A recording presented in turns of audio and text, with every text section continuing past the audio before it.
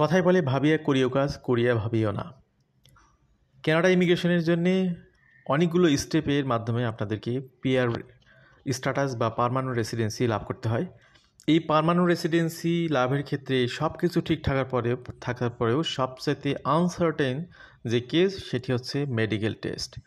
কারণ আপনার everything is okay, but medically আপনি যদি আনফিট হন তাহলে তীরে এসে তৈরি ডোবার মতো আপনি পিআর অ্যাপ্লিকেশন থেকে, অর্থাৎ পিআর হওয়ার থেকে বঞ্চিত হয়ে যেতে পারেন। এই ধরনের অনেক ঘটনায় ঘটে থাকে, তো আপনাদেরকে একটু সাবধান করে দেয়া, সেই কারণে মূলত আজকের আলোচনার অবতারণা। বিশেষ করে পিআর অ্যাপ্লিকেশনের যতগুলো আপনার প্রোগ্রাম রয়েছে, প্যারেন্ট গ্র্যান্ড প্যারেন্ট প্রোগ্রামে এই রিস্কটা অনেক বেশি। তো আজকে প্যারেন্ট গ্র্যান্ড প্যারেন্ট প্রোগ্রামে রিস্ক সহ অন্যান্য সকল অ্যাপ্লিকেশনে মেডিকেল টেস্টের যে একটি বড় একটা রিস্ক থাকে সেটা নিয়ে আপনাদের সাথে কথা বলবো। আজকের আলোচনাটি নিঃসন্দেহে বড় হবে, কী কারণে সবগুলো বিষয় খুঁটিনাটি বিশ্লেষণ করা হবে। যারা পিআর অ্যাপ্লিকেশন করে কানাডাতে আসতে চান অবশ্যই পুরো আলোচনাটি দেখবেন। এছাড়াও অনেকে স্টাডি পারমিট, ওয়ার্ক পারমিটের জন্য কিন্তু মেডিকেল টেস্ট রিপোর্ট দিতে হয়। সেক্ষেত্রে আপনার যদি কোনো সমস্যা থাকে কিভাবে উতরিয়ে যাবেন তার একটি সমাধান নিয়েও আমাদের বিশেষ আলোচনা থাকবে।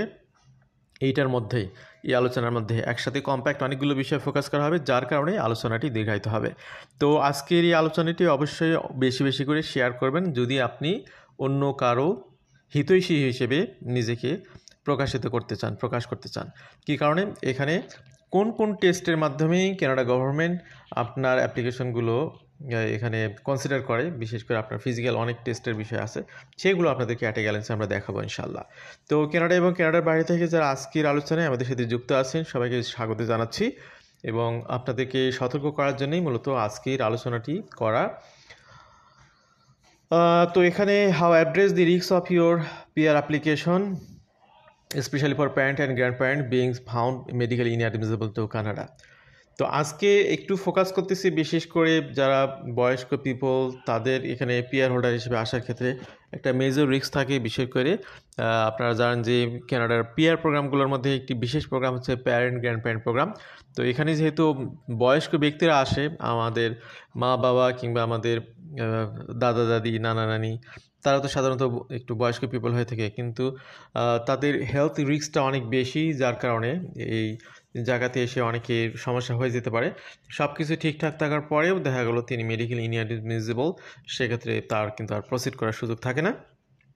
সবার জন্যই একই কথা, কিন্তু বয়স্ক ব্যক্তিদের তো হেলথ ক্রাইসিসগুলো বেশি থাকে, এই কারণে তাদেরকে বিশেষভাবে এই জায়গাতে মূল্যায়ন করার দরকার থাকে।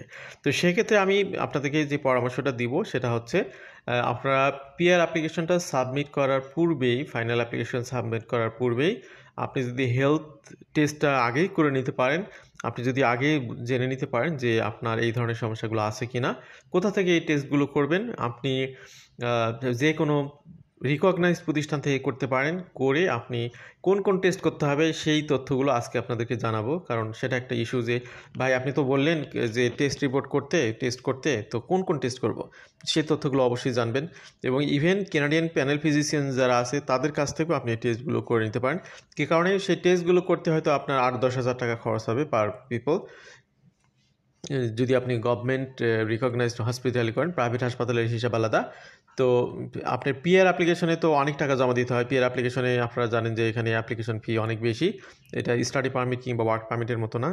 স্টাডি পারমিট, ওয়ার্ক পারমিট ভিসায় তো 17-18 হাজার টাকা হলেই হয়, কিন্তু এখানে পার্মানেন্ট রেসিডেন্সির ক্ষেত্রে দেখা গেল যে একটা ফ্যামিলির প্রায় 2 লক্ষ 2.5 লক্ষ টাকা খরচ হয়ে যায়।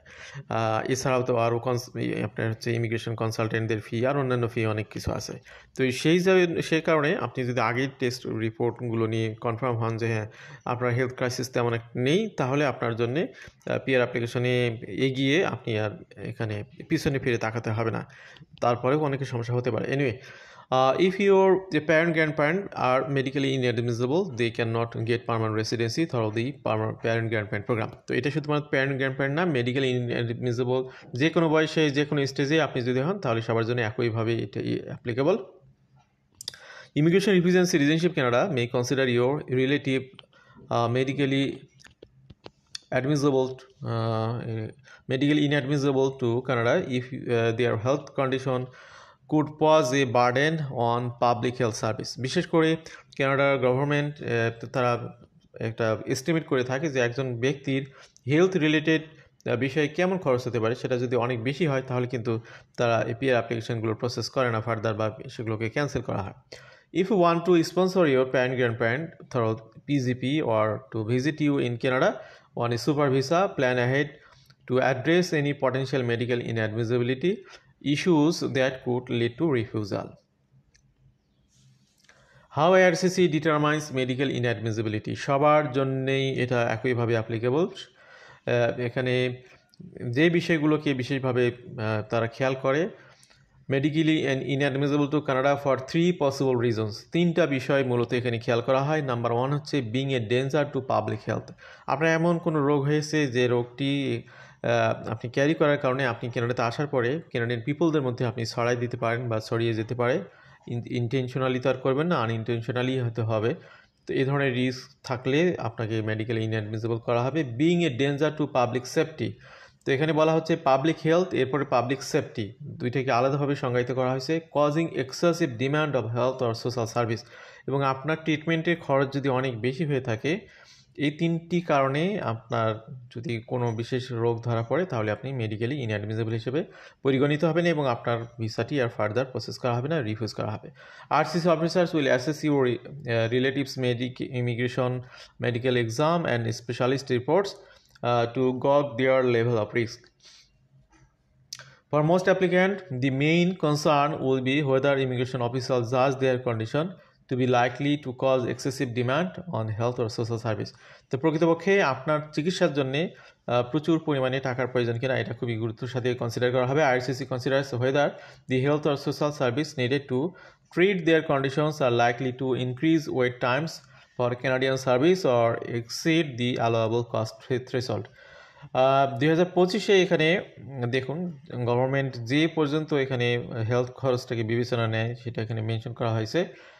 দি excessive demand cost threshold is 27,162 per year or 1,35,810 over the course of 5 years. তো এটাকে বলা হচ্ছে একটা খরচের একটা নির্ধারণ করেছে Canada government. As part of your application you must disclose all medical and health conditions. You should aim to show that any chronic conditions such as diabetes or high blood pressure are being treated and are under control. তো যাদের diabetes এবং high pressure রয়েছে এটা থাকলে যে তার medical ইনঅ্যাডমিসেবল তা কিন্তু না, জাস্ট মিনিমাম কন্ট্রোল লেভেল থাকতে হবে, সেটা এখানে issue. Conditions that may result in medical inadmissibility. Whether or not an individual is barred from entering Canada due to health condition is dependent on the key findings of their personal immigration medical exam and their medical history. There are a number of medical conditions that may result in your parents, grandparents and other people being found in medical inadmissible, including the following. এবার আসি কি কি বিষয় আপনার স্বাভাবিক থাকতে হবে, কি কি টেস্ট এখানে তারা চেক করে দেখবে, কি কি বিষয়ে রিপোর্টগুলো দেখবে। এটা সবার জন্যই কমন, শুধুমাত্র সিনিয়র সিটিজেনদের জন্য না। প্রথমে আপনারা দেখতে পাচ্ছেন যে autoimmune disease such as AIDS, তারপরে লাপাস, এরপরে autism, blood disorder including blood clotting and bleeding disorders, এরপরে brain disorder, cancer, cardiac disease, cerebral palsy, chronic kidney disease, Crohn's disease, diabetes, Down syndrome, hepatitis B or C, learning diabetes requiring special education, liver disease. এরপরে রয়েছে psychiatric disorder such as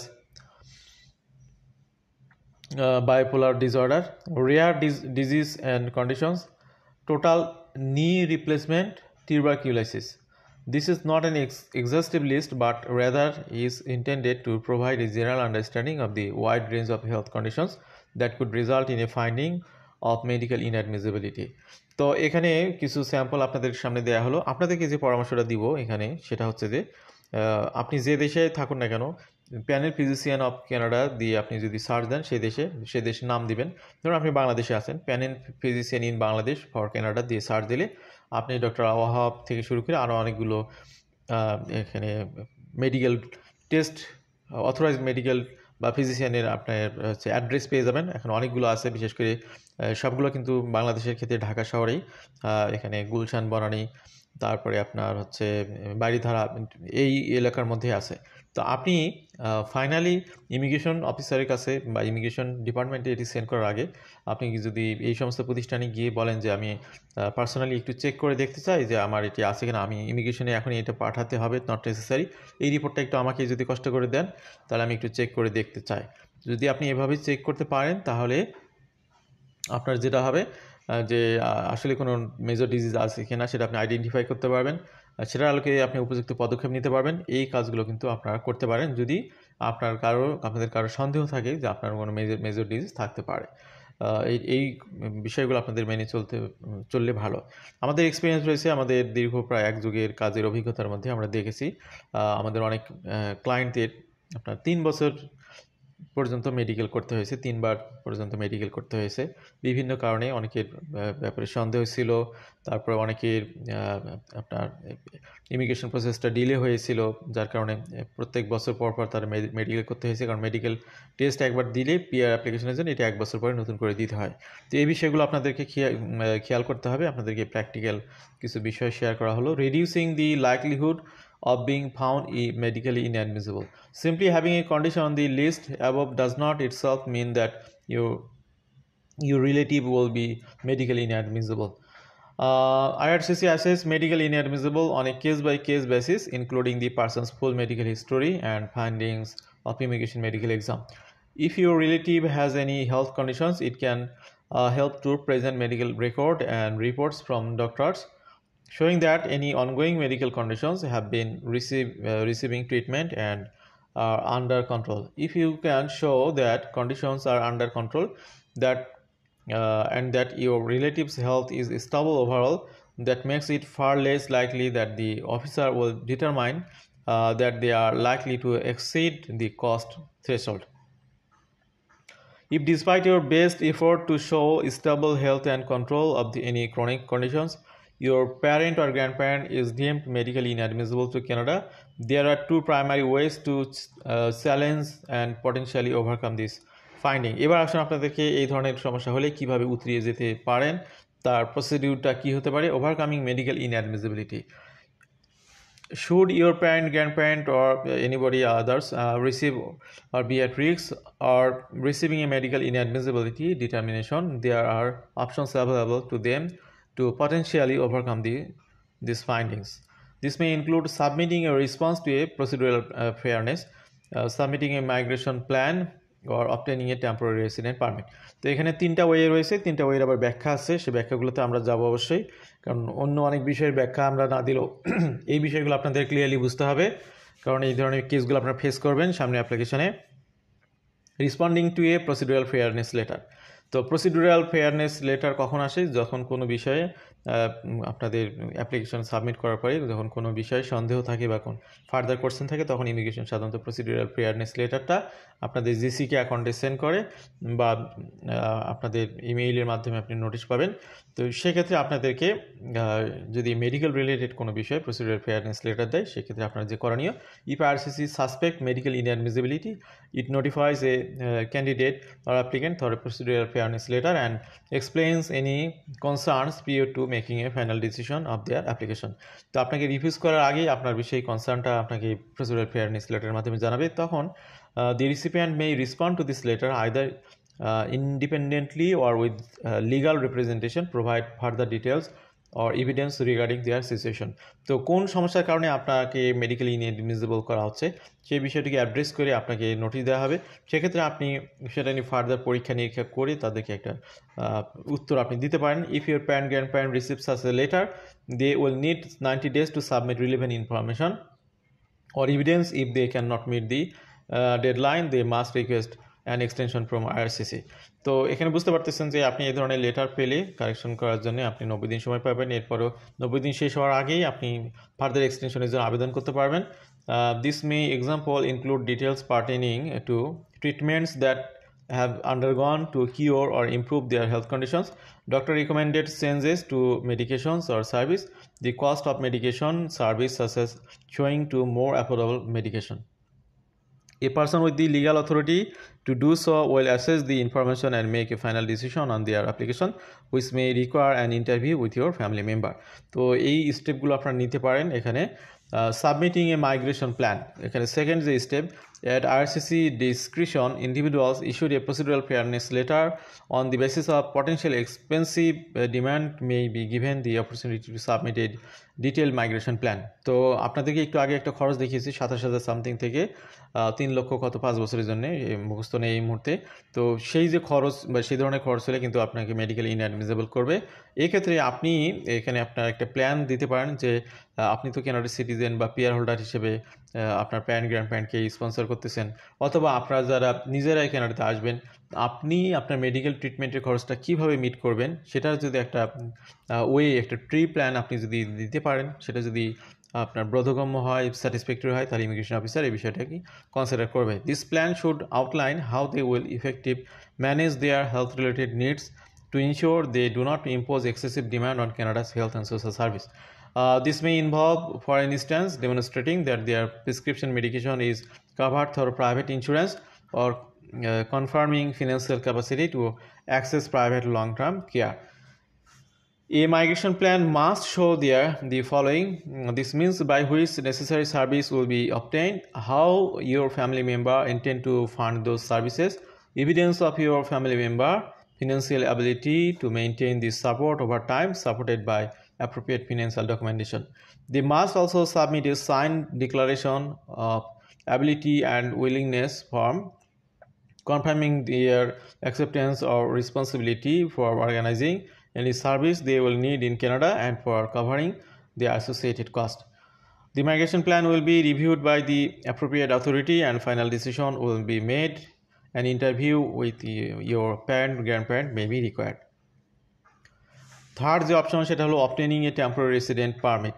If your parent grandparent is deemed medically inadmissible, they will not be able to obtain PR through PGP, or will they have be able to obtain a super visa, not they will be able to super visa. তো super ভিসার জন্য কিন্তু medically আপনাকে admissible হতে হবে to visit you for a short period of Canada. However, your parent grandparent may be eligible to apply for a temporary resident permit. এটা কিন্তু temporary resident visa না, temporary resident permit, এটা একটা বিশেষ situation which allows them to enter Canada in temporarily. In order to obtain a TRP, they must prove they have a compelling reason to enter Canada, that their entry into the country will not pose danger Canadian society. তো কেউ যদি এই বিষয়টি prove করতে পারে যে তার কানাডাতে এন্ট্রি করাটা খুবই জরুরি, সেক্ষেত্রে প্রমাণ করতে হবে যে তার এন্ট্রির মাধ্যমে কানাডাতে যে ডেঞ্জারগুলোর একটা আশঙ্কা থাকে সেগুলো এখানে কাউকে ফেস করতে হবে না, এবং আপনি সব খরচ বেয়ার করবেন যারা স্পন্সর করতেছেন। তো এই ধরনের বিষয়গুলো ক্লিয়ার থাকতে হবে, তাহলে এই সমস্যাগুলো হবে না। অ্যাবাউট আমরা আজকের আলোচনা আমরা শেষ করব। এখানে মেডিকেল রিলেটেড বিষয়গুলো আপনাদেরকে আমরা বোঝানোর চেষ্টা করেছি আজকের আলোচনায়। আশা করছি তথ্যগুলো অনেকের জন্যই কাজে দিবে যারা কানাডাতে আসতে চান। আমাদের সাথে থাকার জন্য আবারও ধন্যবাদ, কৃতজ্ঞতা। আল্লাহ হাফিজ, সালামু আলাইকুম।